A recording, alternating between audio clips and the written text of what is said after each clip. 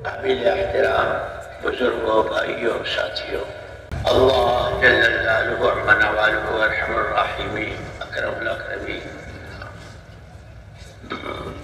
मखलूक पूरी की पूरी उसका कुंबा है और पूरी मखलूक में अल्लाह को बंदा बहुत पसंद है।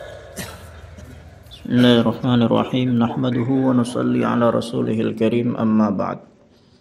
Hadirin yang mulia, Allah Subhanahu wa taala Arhamur Rahimin, Akramul Akramin.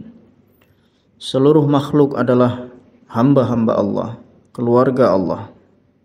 Dan dari semua makhluk-makhluk Allah tadi, yang paling dicintai oleh Allah Subhanahu wa taala adalah hamba yang memberikan manfaat kepada makhluk yang lain. Ulama mengatakan bahwasanya memberi manfaat ini ada dua bentuk. Memberi makan kepada orang yang lapar, memberi minum kepada orang yang haus, dan memberi pakaian pada orang yang tidak berpakaian.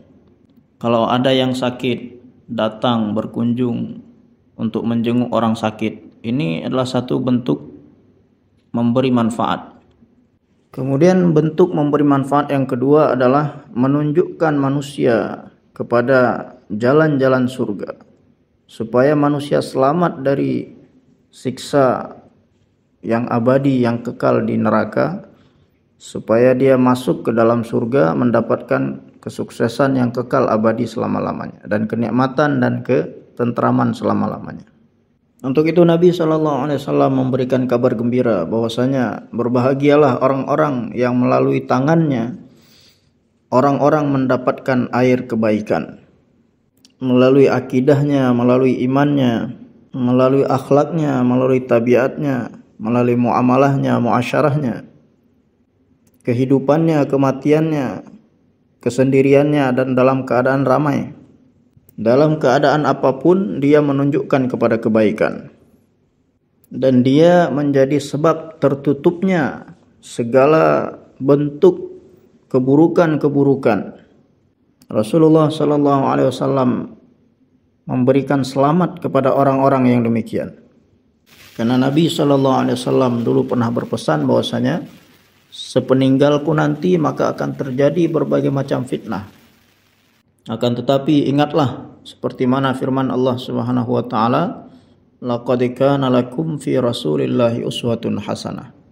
Bahwasanya pada diri Rasulullah SAW itu terdapat tauladan yang paling baik untuk kalian. Wa ma atakumur rasulu fakhudhuhu wa ma nahakum anhu fantahu. Apa yang diberi oleh Rasulullah SAW ambillah, apa yang diperintahkan kerjakanlah, dan segala sesuatu yang dilarang oleh Rasulullah SAW untuk dikerjakan maka tinggalkan. Dan perkumpulan kita ini, kita datang berkumpul di tempat ini, jadi tidak ada maksud dan tujuan lain untuk mendapatkan keuntungan dunia, tapi hanya untuk mendapatkan keridhaan Allah. Bagaimana supaya Allah ridha dengan kita, dan untuk memperbaiki akhirat kita. Hadraji Maulana Inamul Hasan Sahab rahmatullah alaih, beliau selalu menyampaikan dan beliau selalu berdoa seperti ini. Ya Allah, berikanlah kepada kami niat yang ikhlas, dan berikan kepada kami ittiba'i sunnat, mengikuti sunnah Nabi SAW, dan berikanlah kepada kami keridhaan dan kecintaan-Mu.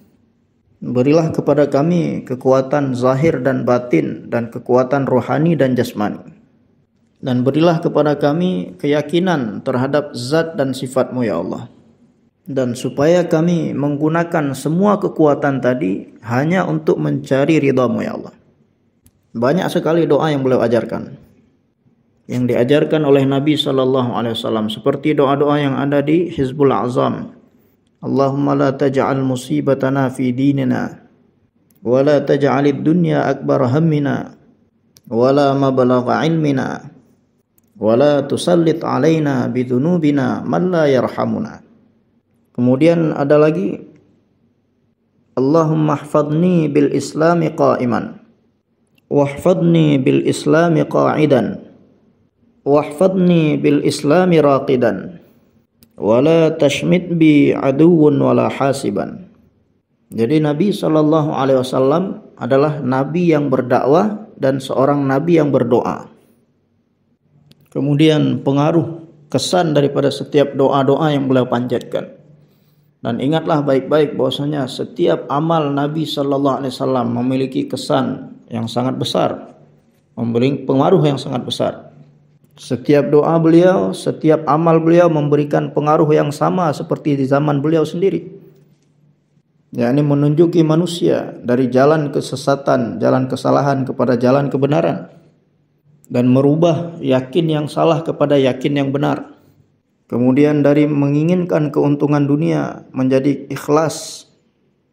Jadi pengaruhnya sama. Hari ini pun pengaruhnya sama seperti mana pengaruh yang ada di zaman Nabi sallallahu alaihi wasallam. Kemudian Maulana Ilyas rahmatullah alaih memberi permisalan. Seperti jeruk nipis yang diperas ke dalam air, maka airnya itu akan menjadi asam, kecut. Dalam keadaan apapun, pengaruh dari jeruk nipis itu tidak akan berubah. Mau angin topan yang terjadi di langit dan bumi, banjir, gempa bumi ataupun perang, pengaruh dari jeruk nipis itu tetap sama. Dari dulu sampai sekarang, kalau diperas jeruk nipis masukkan ke air, airnya akan menjadi asam. Dan dia tidak terpengaruh kepada siapa yang memeras jeruk nipis tadi. Baik yang memeras itu waliullah sekalipun, masyayikh, orang besar, orang mulia, ataupun orang biasa, orang tidak bisa baca tulis. Beda rasanya tidak, sama saja. Karena Rasulullah SAW diutus oleh Allah Subhanahu Wa Taala sebagai nabi pembawa rahmat untuk seluruh manusia sampai hari kiamat. Wa ma arsalnaka illa rahmatan lil alamin. Bahkan ulama menulis bahwasanya diutusnya Nabi SAW juga membawa rahmat kepada seluruh nabi-nabi. Karena seluruh nabi-nabi dan rasul-rasul terdahulu diberitahu bahwasanya akan datang seorang nabi akhir zaman yang akan menutup pintu kenabian, yang setelah dia ini tidak akan ada lagi nabi. Seperti Nabi SAW sabdakan, la nabiyya ba'di wala ummatu ba'dikum. Setelah aku tidak akan ada lagi nabi dan setelah kalian tidak akan ada lagi umat. Jadi umat pun hanya ada umat ini sampai hari kiamat. Karena Nabi SAW adalah pembawa rahmat bagi umat seluruh alam. Maka dikatakan seandainya Nabi SAW tidak diutus, maka pintu kenabian akan terus berjalan. Seperti Allah Subhanahu Wa Taala sendiri berfirman, laqad mannallahu 'alal mu'minin. Sungguh Allah Subhanahu Wa Taala telah memberikan kebaikan yang begitu besar kepada orang-orang beriman dengan diutusnya baginda Nabi SAW kepada mereka. Beliau SAW juga pembawa rahmat bagi seluruh nabi-nabi, dan diutusnya beliau juga termasuk suatu kebaikan yang besar bagi seluruh nabi-nabi. Dan Allah Subhanahu Wa Taala berikan agama yang paling sempurna dan menyempurnakan, dan paling menyempurnakan. Demikian juga dengan kenabian beliau yang sempurna dan menyempurnakan. Seperti mana sebuah salawat yang ada di Hizbul Azam yang dibaca pada hari Jumat, beliau SAW dijadikan rahmat untuk segala sesuatu. Beliau menjadi sebab hilangnya atau habisnya segala macam fitnah. Beliau telah merubah kejahilan kepada ilmu ilahi dan ilmu kenabian. Karena sebelum kedatangan beliau, orang-orang Arab berada dalam kejahilan dan kesyirikan selama 600 tahun. Mereka tidak mengenal Allah, tidak mengenal Nabi, tidak mengenal Al-Quran, tidak mengenal akhirat. Semua berada dalam kejahilan. Akan tetapi Allah Subhanahu Wa Taala Arhamur Rahimin. Dia telah memakaikan mahkota kenabian kepada Rasulullah SAW. Dan Allah berikan kepada beliau iman dan ilmu secara bersamaan. Iqra bismi rabbikal ladzi khalaq, khalaqal insana min 'alaq. Iman dan ilmu ini akan terus bersamaan. Karena beliau SAW telah menghapuskan segala kejahilan dan ilmu yang ada pada beliau, yakni Al-Quran yang telah Allah turunkan kepada beliau. Al-Quran bagaimana? Kamil dan mukammal, sempurna dan sebagai penyempurna. Keajaiban yang dia miliki tidak ada habisnya. Seperti keagungan Allah Subhanahu Wa Taala, zatnya, sifatnya, keagungannya, kemuliaannya, kebesarannya dan khazanahnya. dan kekuasaannya yang tidak ada batasnya. Begitupun dengan Al-Quran. Suatu ketika beberapa orang sahabat radhiyallahu anhum datang menemui Ummul Mukminin Ibunda Aisyah radhiyallahu anha. "Wahai Ibunda, beritahukan kepada kami bagaimana akhlak Rasulullah Muhammad sallallahu alaihi wasallam." Maka Ibunda menjawab, "Wahai anak-anakku, ala tatlunal Qur'an? Tidakkah kalian membaca Al-Qur'an?" Sahabat menjawab, "Tentu kami membaca Al-Qur'an."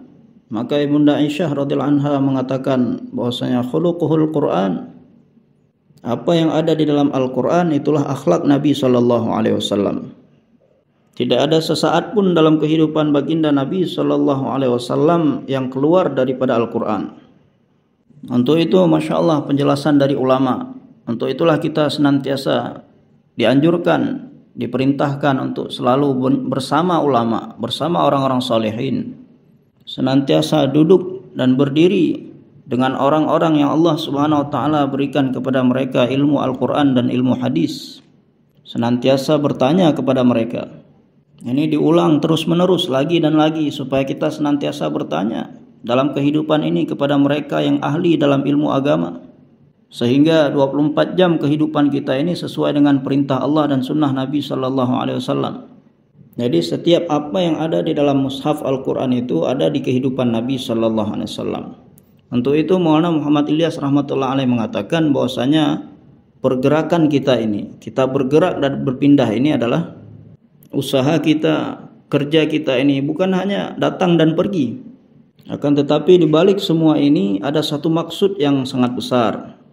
Ihya'u jami'i ma ja'a bihi Muhammadun sallallahu alaihi wasallam. Segala apa yang dibawa oleh Nabi sallallahu alaihi wasallam bisa wujud dan hidup dengan hakikatnya pada setiap golongan manusia, baik dia pedagang ataupun petani, pekerja bangunan, pemilik pabrik, orang-orang yang bekerja di pabrik, orang-orang pemerintahan, orang-orang besar, orang-orang kecil, orang-orang bisa baca tulis ataupun yang tidak bisa baca tulis, laki-laki atau perempuan, orang awam, orang khawas, yang ada di timur, yang ada di barat, yang ada di seluruh penjuru. Di setiap kehidupan mereka wujud keseluruhan isi Al-Quran. Karena kita datang membawa Al-Quran. Dan setiap isi Al-Quran bisa wujud dalam setiap profesi dan pekerjaan yang dikerjakan manusia. Dalam perdagangan, dalam pertanian, dalam mencari penghasilan, dalam membelanjakan harta. Dan paling utama sekali pada keimanan. La ilaha illallah Muhammadur Rasulullah. Yang berhak disembah, yang menguasai alam semesta, Khalik dan Malik, hanya Allah saja. Hanya zat Allah saja. Tidak ada sekutu baginya, tidak ada yang bisa menyerupainya. La nidda lahu wa la didda lahu la syarika lahu. Ahadun samadun lam yalid wa lam yulad wa lam yakul lahu kufuwan ahad. Kemudian kalimah ini akan sempurna apabila disertai dengan Muhammadur Rasulullah. Bahwasanya Muhammad sallallahu alaihi wasallam datang membawa risalah dari Allah Subhanahu wa taala. Di zaman beliau sallallahu alaihi wasallam sendiri, beliau diperintahkan untuk memberitahu kepada manusia, wahai manusia, bahwasanya aku datang diutus oleh Allah Subhanahu wa taala membawa risalah, pesan darinya. Apa pesan yang datang dari Allah Subhanahu wa taala? Innad dunya khuliqat lakum wa innakum khuliqtum lil akhirah. Ini pesan yang disampaikan oleh Nabi sallallahu alaihi wasallam kepada umatnya dan kepada seluruh manusia sampai hari kiamat. Wahai seluruh manusia yang ada di seluruh dunia, seluruh apa yang di antara 7 lapis langit dan 7 lapis bumi ini, setiap benda apapun yang ada di antara keduanya, yang ada di keduanya, dari yang paling kecil, dari jarum, gunung-gunung, tambang-tambang minyak, harta, kebendaan, dan kekuasaan, dan pertanian, berbagai macam jenis makanan, ini semuanya untuk kalian. Dan perkara yang ajibnya adalah semua ini diberikan oleh Allah Subhanahu wa taala untuk memuliakan manusia. Seperti seorang memuliakan tamu, maka semuanya dikasih, ini juga dikasih, ini juga dikasih. Walaqad karramna bani Adam, untuk memuliakan manusia. Segala sesuatu yang dihasilkan dari bumi, hujan yang turun dari langit, barang-barang tambang, pabrik-pabrik, seluruh kekayaan yang ada di lautan, apa-apa yang ada di gunung, semua untuk kalian. Dan ini adalah sebagai kemuliaan untuk manusia dari Allah Subhanahu wa taala. Untuk itu Rasulullah sallallahu alaihi wasallam sendiri beliau senantiasa berdoa, Allahumma ja'alni sabura wa ja'alni syakura. Ya Allah, jadikanlah aku orang yang banyak bersabar dan jadikanlah aku sebagai orang yang banyak bersyukur. Dan Allah Subhanahu wa taala sendiri mengatakan kepada Daud alaihissalam supaya bersyukur atas nikmat-nikmat kami. Wa qalilum min ibadiyasy syakur. Sangat sedikit dari hamba-hamba yang bersyukur. Dia makan, minum, berjalan, bersenang-senang, berbagai macam nikmat yang dia gunakan, tapi tidak pernah merenungkan dari mana semua kenikmatan ini datang, dia dapatkan.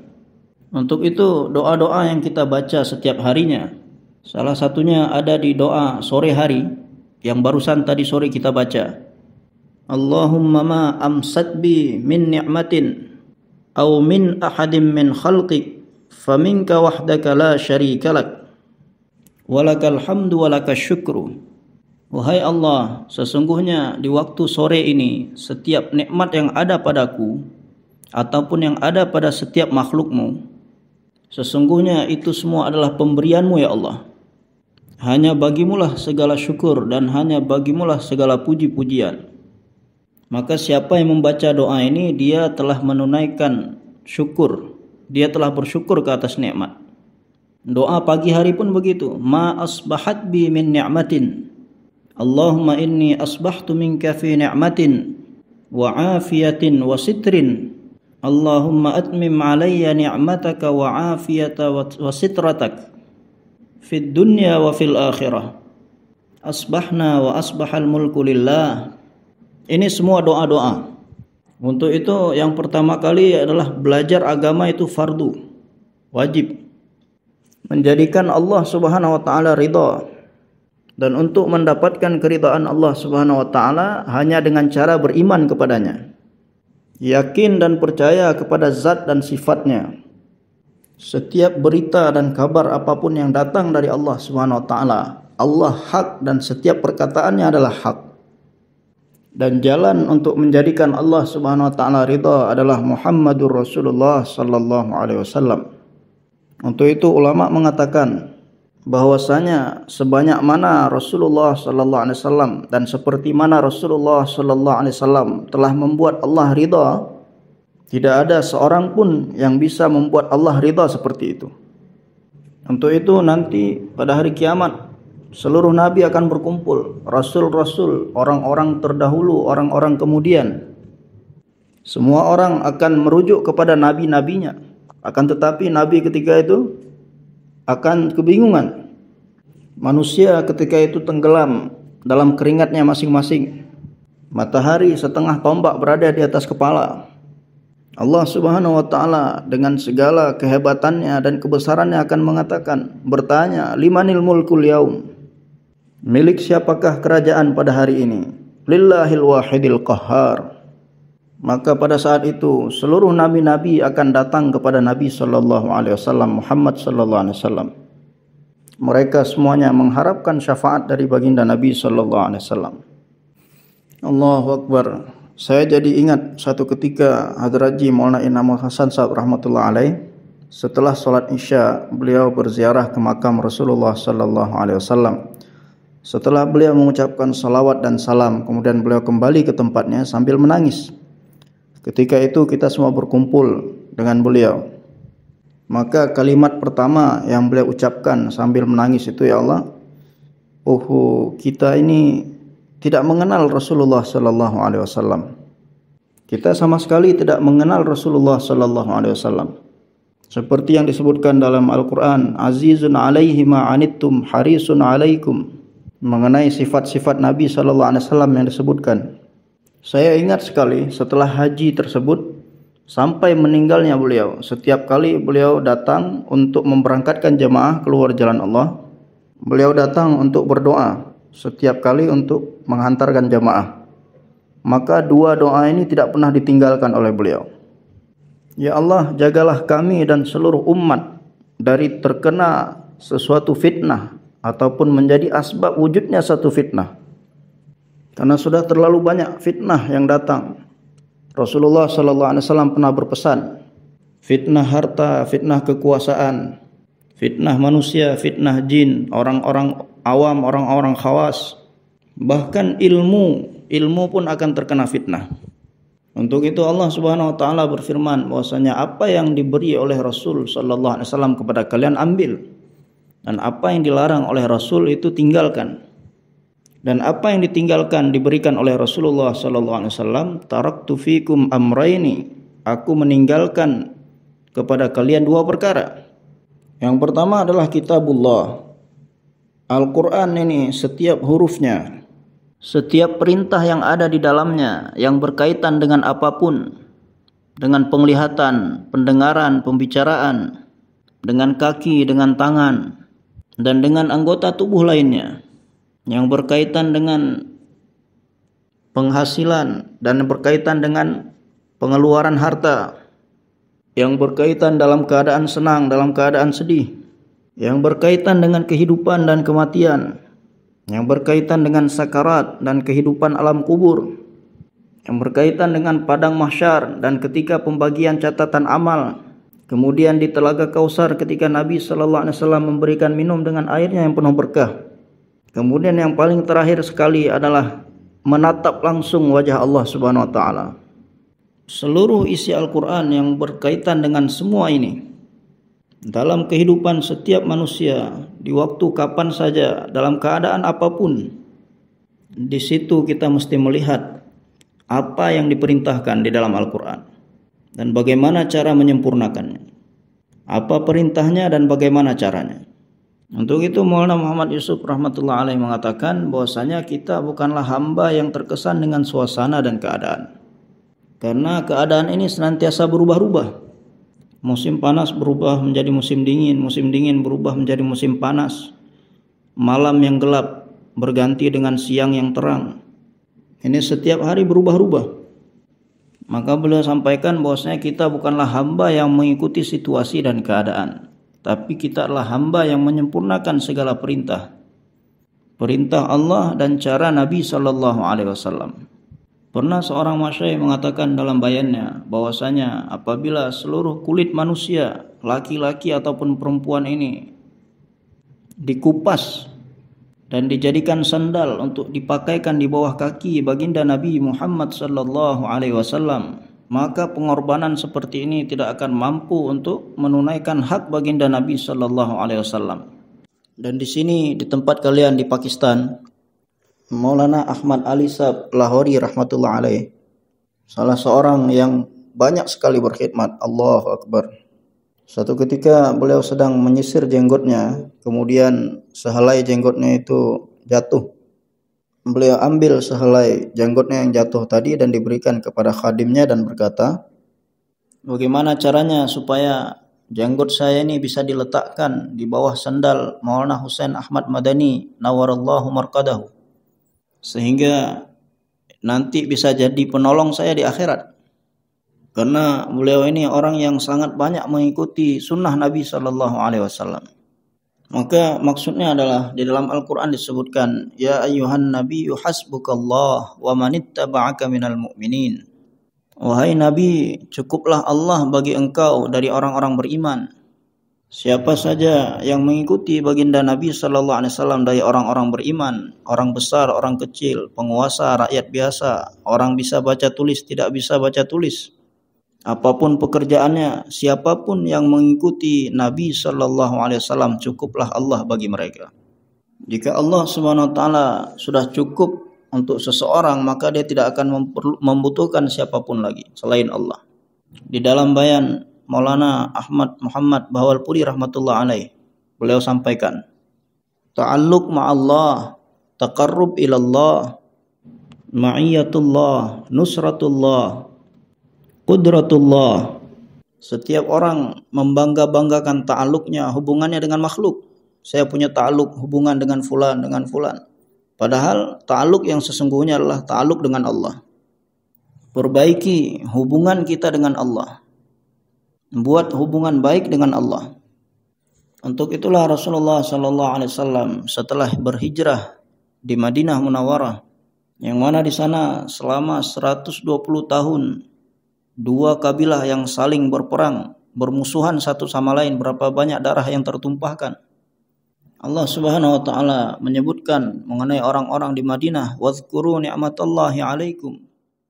Wahai orang-orang Madinah, ingatlah nikmat Allah ke atas kalian, yang mana tadinya kalian saling bermusuhan dan saling membunuh satu sama lain. Fa'allafa baina qulubikum, maka Allah telah menyatukan di antara hati-hati kalian, dan Allah telah menjadikan kalian sebagai saudara satu sama lain. Dan Allah telah mengutus kepada kalian Nabi akhir zaman Muhammad sallallahu alaihi wasallam, dan menurunkan ke atas kalian kitab yang suci dan memberikan contoh kehidupan yang paling baik. Maka ingatlah nikmat Allah tersebut ke atas kalian. Hargailah nikmat tersebut dan syukurilah nikmat tersebut. Dan karena Nabi SAW diutus untuk seluruh manusia sampai hari kiamat, maka beliau telah memberikan pesan kepada seluruh manusia, man aslaha bainahu wa bainallah, aslahallahu ma bainahu wa baina khalqih. Setiap hamba laki-laki ataupun perempuan yang telah memperbaiki hubungannya dengan Allah, maka Allah Subhanahu wa taala sendiri yang akan memperbaiki urusan di antara hamba tersebut dengan makhluk lainnya. Dan bagaimana memperbaiki hubungan dengan Allah Subhanahu wa taala? Apakah dengan harta, atau dengan jabatan, atau dengan kekuasaan, dengan pertanian, atau dengan berbagai macam pakaian atau makanan? Ketahuilah bahwasanya ta'alluq hubungan dengan Allah Subhanahu wa taala itu hanya melalui la ilaha illallah Muhammadur Rasulullah. Ma'bud yang berhak dan maksud hanya Allah saja. Selain Allah tidak ada apa-apa. Tidak ada yang bisa memberikan apapun. Manfaat, kerugian, kehidupan, kematian, kemuliaan, kehinaan. Bagaimana Allah Subhanahu wa taala telah memi'rajkan Nabi sallallahu alaihi wasallam di satu malam. Zat yang maha segala-galanya yang telah memperjalankan beliau sallallahu alaihi wasallam. Allah berikan kepada Nabi sallallahu alaihi wasallam 50 kali waktu salat. Allah perlihatkan surga neraka kepada beliau. Dan Allah perlihatkan kepada beliau segala macam bentuk amal kebaikan atau keburukan yang naik ke langit, dan apa yang didapat diperoleh daripada pengaruh amal-amal tersebut. Semuanya telah diberitakan oleh Allah kepada Nabi SAW.